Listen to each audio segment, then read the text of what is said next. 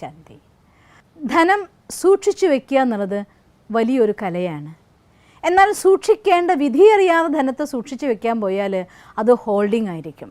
Holding എന്ന് വെച്ചാൽ അർത്ഥം പിടിച്ചു വെക്കുക എന്നർത്ഥം. ഈ കൈ നമ്മുടെ ഹാർട്ടിൻ്റെ പ്രതീകമാണ്. എത്രത്തോളം കൈ മുഷ്ടി നിങ്ങൾ ചുരുട്ടി പിടിക്കുന്നുണ്ടോ, മീൻസ് എടുത്തു വെക്കുന്നുണ്ടോ, പിശുക്ക് കാണിക്കുന്നുണ്ടോ, അത്രയും നിങ്ങളുടെ ഹൃദയത്തിൽ ബ്ലോക്ക് വരാനുള്ള സാധ്യത കൂടുതലാണ്. കറൻസി എന്നുള്ള വാക്ക് തന്നെ ടു കറൻറ്റ് എന്ന വാക്കിൽ നിന്നുണ്ടായതാണ്. പ്രവഹിക്കാനുള്ളതാണ് കറൻസി, പിടിച്ചു വെക്കാനുള്ളതല്ല. പിന്നെ എങ്ങനെ ധനം സൂക്ഷിക്കുക? തുടക്കത്തിൽ പറഞ്ഞ ധനം സൂക്ഷിക്കണം എന്നല്ലേ? സൂക്ഷിക്കാനുള്ള 3 വിധികളാണ് ഇന്ന് നിങ്ങൾക്ക് പറഞ്ഞുതരാൻ പോകുന്നത്. ധനം സൂക്ഷിക്കേണ്ടത് അലമാരിയിൽ മാത്രമല്ല, അല്ലെങ്കിൽ ബാങ്കിൽ മാത്രമല്ല. ധനം സൂക്ഷിക്കേണ്ടത് നമ്മുടെ ഹൃദയത്തിലാണ്. നമ്മുടെ ചിന്തകളിൽ എനിക്ക് ഇല്ല എന്ന് വിചാരം ഒരു മനുഷ്യനുണ്ടെങ്കിൽ അവരടുത്ത് ധനം വരികയില്ല. ചെറിയൊരു ഉദാഹരണം പറഞ്ഞാൽ, ഒരു ഭക്തൻ പ്രാർത്ഥിക്കുകയാണ് ഭഗവാന്റെ അടുത്ത്, ഭഗവാനെ എനിക്കിത്ര പൈസ തരണേ എന്ന് പ്രാർത്ഥിക്കുകയാണ്. തരണേ എന്ന് പ്രാർത്ഥിക്കുമ്പോൾ അതിൻ്റെ മറ്റൊരർത്ഥം പറഞ്ഞാൽ എൻ്റെ കയ്യിൽ ഇല്ലട്ടോ എന്ന് പറയലാണ്. ഇല്ല എന്ന വാക്ക് പറയുന്നതോട് കൂടിയിട്ട് അവരുടെ ഈ ശരീരത്തിലേക്ക് മുഴുവൻ സ്പ്രെഡ് ചെയ്യപ്പെടുന്ന എനർജി ഇല്ല ഇല്ല ഇല്ല ഇല്ല. ഇവിടെ നിന്ന് പുറത്തേക്ക് പുറപ്പെടുന്നതായിട്ടുള്ള വൈബ്രേഷൻ ഇല്ല ഇല്ല ഇല്ല ഇല്ല എന്ന് വെച്ചാൽ അർത്ഥം ഇല്ലായ്മയെ നമ്മളിലേക്ക് അട്രാക്റ്റ് ചെയ്യലാണ്. അതുകൊണ്ട് തരണേ എന്ന് പറയല്ല വേണ്ടത്. നമ്മുടെ ഉള്ളിലുള്ളതായിരിക്കുന്ന ധനത്തിന് വിത്ത് ഡ്യൂ റെസ്പെക്റ്റോട് കൂടി ഉപയോഗിക്കുക. അത് എവിടെയൊക്കെ ഡെപ്പോസിറ്റ് ചെയ്യണം അവിടെയൊക്കെ ഡെപ്പോസിറ്റ് ചെയ്യണം, എവിടെയൊക്കെ നമുക്ക് യൂസ് ചെയ്യണോ അവിടെയൊക്കെ യൂസ് ചെയ്യണം. ഒരു സിമ്പിളായിട്ടുള്ള ഉദാഹരണം പറഞ്ഞാൽ, പച്ചക്കറി കടയിൽ വാങ്ങാൻ പോകുമ്പോൾ പച്ചക്കറി വാങ്ങുന്ന ഒരാൾ വാദിച്ച് ഒരു 10-25 രൂപ പച്ചക്കറി കടക്കാരൻ്റെ കയ്യിൽ നിന്ന് സേവ് ചെയ്തിട്ട് ഇങ്ങോട്ട് വരും. വിചാരിക്കുന്നത് ഞാൻ 25 രൂപ സേവ് ചെയ്തു എന്നാണ്. പക്ഷേ അല്ല, 25 രൂപ നിങ്ങൾ നഷ്ടപ്പെടുത്തി വന്നു എന്നാണ് പറയുന്നത്.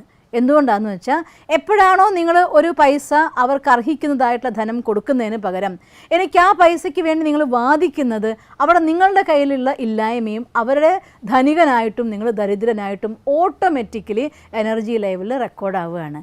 അപ്പോൾ എനിക്ക് കിട്ടാൻ വേണ്ടി കൊടുക്കാതിരിക്കുന്നത്, ഇഷ്ടം പോലെ പൈസ കയ്യിലൊരാൾ ഒരിക്കലും പോയിട്ട് എനിക്ക് 30 രൂപ പറ്റില്ല 25 രൂപ ആക്കുമെന്ന് വാദിക്കാറില്ല. അങ്ങനെ വാദിക്കണമെങ്കിൽ പൈസ ഉണ്ടായിട്ട് ഉപയോഗിക്കാത്ത ഒരാളായിരിക്കണം. അങ്ങനെ ഉള്ള ആളും ചെയ്യാറില്ല. ഉള്ള ആളാണെങ്കിൽ 30 രൂപയാണോ ആയിക്കോട്ടെ, 30 രൂപ 1 കിലോ വാങ്ങാൻ പറയുക ചെയ്യാം. കുറച്ചുകൂടെ ഉള്ള ആളാണെങ്കിൽ അത് 31 രൂപ 1 രൂപ ടിപ്പ് കൊടുത്തിട്ട് ആ സാധനം വാങ്ങിക്കൊണ്ടുവരും. ഞാൻ പലപ്പോഴും ഫ്രണ്ട് ഓഫീസ് മാനേജ്മെൻറ്റ് ഹോട്ടൽസിനെ കുറിച്ച് പഠിക്കുന്ന സമയത്ത് ഞാൻ പഠിച്ചിട്ടുണ്ട്, ഏറ്റവും നല്ല കസ്റ്റമറായിട്ട് എല്ലാവരും കെയർ ചെയ്യുക. ആ ഹോട്ടലിൽ വന്ന് കയറി തിരിച്ചു പോകുമ്പോൾ എല്ലാവർക്കും ടിപ്പ് കൊടുക്കുന്ന ആൾ, ടിപ്പ് എന്ന് വെച്ചാൽ അർത്ഥം നിങ്ങളുടെ സർവീസ് നന്നായിട്ട് ഞാൻ ആസ്വദിച്ചത് കൊണ്ട് ഇതെൻ്റെ ഗിഫ്റ്റായിട്ട് നിങ്ങൾക്ക് ഇരിക്കട്ടെ എന്ന് പറഞ്ഞുകൊണ്ട് എല്ലാവർക്കും പൈസ കൊടുക്കുന്ന ഒരാളാണ് വീണ്ടും ആ ഹോട്ടലിലേക്ക് കയറി വരുന്നെങ്കിൽ അവർക്ക് ഏറ്റവും നല്ല സർവീസ് കൊടുക്കാൻ എല്ലാവരും തയ്യാറാവാറുണ്ട്. അവരെ ധനികനായിട്ട്, അവരുടെ കീശയിൽ പൈസ ഉണ്ടോ ഇല്ലേ ആരും നോക്കാറില്ല. പക്ഷേ അവരെ ഏറ്റവും ധനികനായിട്ട് മാനിച്ചിരിക്കും. എല്ലാവരും വിചാരിക്കും ഇവർ കോടിപതിയാണ് എന്ന്. നിങ്ങളൊന്ന് ചിന്തിച്ചു നോക്കിയേ, എല്ലാവരെയും തോട്ട്സിൽ ഇവർ കോടിപതിയാണെന്ന് ചിന്തിക്കുമ്പോൾ നിങ്ങളുടെ ഉള്ളിലേക്ക് നിങ്ങൾ കോടിപതിയാണ് എന്ന ബ്ലെസ്സിങ്, വരദാനം കിട്ടുന്നതിൻ്റെ തുല്യമാണ്. അതുകൊണ്ട് ഒരു പച്ചക്കറി വാങ്ങാൻ പോകുമ്പോൾ ആ കടക്കാരൻ്റെ അടുത്ത് വാദിച്ച് 10 രൂപ തിരിച്ചു വാങ്ങിക്കുമ്പോൾ നിങ്ങൾ ദരിദ്രനായി, അയാൾ ധനികനുമായി. അതേസമയം അയാൾക്ക് ഒരു 2 രൂപ 5 രൂപ എക്സ്ട്രാ കൊടുത്തിട്ട് നിങ്ങൾ ആ സാധനം വാങ്ങി വരികയാണെങ്കിൽ നിങ്ങൾ സമ്പന്നനായി. അവർക്ക് നിങ്ങൾ ദാനം കൊടുത്തതിൻ്റെ പുണ്യം നിങ്ങൾക്ക് കിട്ടുകയും ചെയ്യും. അപ്പം അതുകൊണ്ട് നമ്മൾ പച്ചക്കറിക്കടയിൽ പോയിട്ട് സാധനം വാങ്ങിക്കുകയാണെങ്കിൽ പോലും ഒരാളുടെ സർവീസ് നമ്മൾ എടുക്കുന്നുണ്ടെങ്കിൽ അതിന് നമ്മൾ കുറച്ച് കൂടുതൽ കൊടുക്കുക വേണ്ടേ, എസ്പെഷ്യലി പേഴ്സണൽ സർവീസ് എന്ത് തന്നെയാണെങ്കിലും. ഉദാഹരണം പറഞ്ഞാൽ, ബാർബർ ഷോപ്പിൽ പോയിട്ട് മുടി വെട്ടിക്കുമ്പോൾ മുടി വെട്ടുന്ന ആൾക്ക് 100 രൂപയാണ് മുടി വെട്ടാനുള്ള ചാർജെങ്കിൽ 150 രൂപ കൊടുത്തിട്ട് പോരെ. 3 പ്രാവശ്യം നിങ്ങൾ കൊടുക്കുന്ന 150 രൂപ വേണമെങ്കിൽ 50 രൂപ വെച്ച് നോക്കിയാൽ 150 രൂപ നിങ്ങൾക്ക് വേസ്റ്റ് അല്ലേന്ന് വിചാരിക്കും. 4ാമത്തെ പ്രാവശ്യം എത്ര തിരക്കുണ്ടെങ്കിലും നിങ്ങൾ ചെന്ന് കഴിഞ്ഞാൽ ഇരിക്കുമെന്ന് പറയും, നിങ്ങൾക്ക് വേഗം മുടി വെട്ടിത്തരും. അതോടെ നിങ്ങൾ നിങ്ങളുടെ സമയമെന്ന വലിയൊരു നിധിയെ സംരക്ഷിച്ചു. അവരുടെ ഉള്ളിൽ നിങ്ങളുള്ളതായിട്ടുള്ള ആദരവെന്ന വലിയ നിധി രക്ഷിച്ചു. മാത്രമല്ല, നിങ്ങൾ സമ്പന്നനാണ് എന്ന ബ്ലെസ്സിങ് അയാളും നിങ്ങൾക്ക് തരും. ആശീർവാദം നിങ്ങളുടെ തലയിൽ കൈവച്ചിട്ട് നീ ധനികനാവട്ടെ എന്നൊരാൾ ആശീർവദിച്ചാലും അതിനേക്കാൾ എത്രയോ മടങ്ങ് ആശീർവാദം ഇങ്ങനെ കൊച്ചു കൊച്ചു പൈസ കൊടുക്കുമ്പോൾ. ഒരു ഓട്ടോറിക്ഷയിൽ കയറി യാത്ര ചെയ്യുന്ന സമയത്ത് ഇറങ്ങുമ്പോൾ 2 രൂപ ബാക്കിയുണ്ടെങ്കിൽ അത് കിട്ടാൻ വേണ്ടി കാത്തുനിന്ന് ചേഞ്ച് ഇല്ലെങ്കിൽ അപ്പുറത്ത് പോയിട്ട് ചേഞ്ച് ആക്കിക്കൊണ്ടുവന്ന് 2 രൂപ കൊടുക്കുന്ന ആൾക്കാരെ ഞാൻ കണ്ടിട്ടുണ്ട്. വാസ്തവത്തിൽ അവിടെ ആ പാവം മനുഷ്യൻ്റെ മനസ്സിനെ എത്രമാത്രം വിഷമിപ്പിക്കുക. 5 രൂപ കൊടുത്ത് ചോക്ലേറ്റ് വാങ്ങി തിന്നും, 2 രൂപ ഇയാൾക്ക് വിട്ടുകൊടുക്കാൻ തയ്യാറാവില്ല. അത് മാറ്റണം. നമ്മൾ കംഫർട്ടായിട്ട് ബസ് സ്റ്റാൻഡിൽ നിന്ന് നമ്മുടെ വീട് വരെ, അല്ലെങ്കിൽ നിങ്ങൾ പുറപ്പെട്ട സ്ഥലത്ത് നിന്ന് വീട് വരെ നമ്മളെ കംഫർട്ടായിട്ട് സേഫായിട്ട് കൊണ്ട് എത്തിച്ചിരിക്കുകയാണ് ഒരാൾ. അപ്പോൾ അയാളുടെ സർവീസ് ഉള്ളതായിരിക്കുന്ന ഓഫറിങ് 2 രൂപ 5 രൂപ കൂടുതൽ കൊടുക്കൂ നിങ്ങൾ.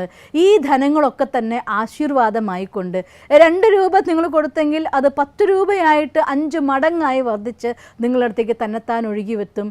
കാരണം സങ്കല്പത്തിൻ്റെ ശക്തി അതിഅമൂല്യമാണ്. അതുകൊണ്ട് അനാവശ്യമായിട്ട് ചിലവഴിക്കുന്ന പൈസകളെ ഒഴിവാക്കിയിട്ട് വേസ്റ്റായിട്ട് കളയാതിരിക്കാൻ വേണ്ടി അനാവശ്യമായി ചിലവഴിക്കാതെ ആവശ്യത്തിന് ചിലവഴിക്കുകയും നമുക്ക് എവിടെയൊക്കെ സർവീസ് ഉണ്ടോ അവർക്കൊക്കെ തന്നെ ആ സർവീസിനെ ആദരിക്കാനുള്ള ഒരു സപ്പോർട്ട്, ഒരു ഗിഫ്റ്റ് കൊടുത്തുകൊണ്ട് നിങ്ങൾ മുന്നോട്ട് പോവുകയും ചെയ്യുകയാണെങ്കിൽ നിങ്ങളുടെ മനസ്സിൽ നമുക്ക് സ്വയം ആ റെസ്പെക്റ്റ് തോന്നിപ്പോവും. യെസ്, ഐ ആം റിച്ച്, ഞാൻ സമ്പന്നനാണ് എന്ന് നമ്മുടെ കർമ്മത്തിലൂടെ നമ്മുടെ ഉപബോധ മനസ്സിനെ ബോധിപ്പിക്കുകയാണ് നമ്മൾ, ഞാൻ സമ്പന്നനാണ് എന്ന്. ആ ബോധം നിങ്ങളുടെ ഉപബോധ മനസ്സിനുള്ളിൽ നിന്ന് ഐ ആം റിച്ച് എന്നൊരു ഫീലിംഗ് ക്രിയേറ്റ് ചെയ്യിക്കും. അത് നിങ്ങൾക്ക് ധനത്തിനെ നിങ്ങളിലേക്ക് ആകർഷിക്കാനുള്ള മൂലമന്ത്രം പോലെ പ്രവർത്തിക്കും. അതുകൊണ്ട് അനാവശ്യമായിട്ട് പിശുക്ക് കാണിക്കാതെ ആർക്കെല്ലാം കൊടുക്കണോ അവിടെ പ്രോപ്പറായിട്ട് കൊടുത്തിട്ടാണ് നിങ്ങൾ മുന്നോട്ട് പോകുന്നതെങ്കിൽ എല്ലാവരുടെ ആശീർവാദം ഒന്നാമത്തെ ഘടകം.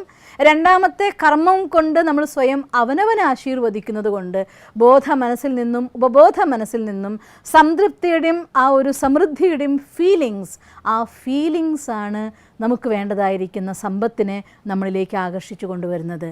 അതുകൊണ്ട് ആ കറൻസിയെ ഒഴുകാൻ അനുവദിക്കുക, നമ്മളിലേക്ക് പ്രവഹിക്കാൻ അനുവദിക്കുക. ഓം ശാന്തി. ദിവസം തോറും ജീവിത വിജയങ്ങൾക്ക് വെളിച്ചം വീശുന്ന പുത്തൻ വീഡിയോകൾക്കായി ഞങ്ങളുടെ യൂട്യൂബ് ചാനൽ സബ്സ്ക്രൈബ് ചെയ്യൂ. നോട്ടിഫിക്കേഷൻ ലഭിക്കുന്നതിനായി ബെൽ ഐക്കൺ ക്ലിക്ക് ചെയ്യൂ. ഒപ്പം ഞങ്ങളുടെ ഫേസ്ബുക്ക്, ട്വിറ്റർ, ഇൻസ്റ്റാഗ്രാം പേജുകൾ ഫോളോ ചെയ്യൂ. നന്ദി.